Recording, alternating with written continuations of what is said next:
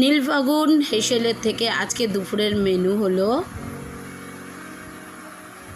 ভাত, সাদা ভাত,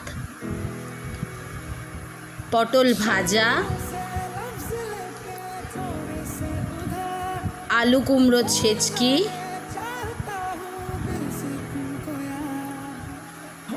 ডাল,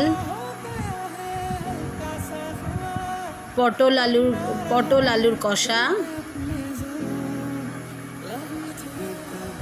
পনির আলুর তরকারি,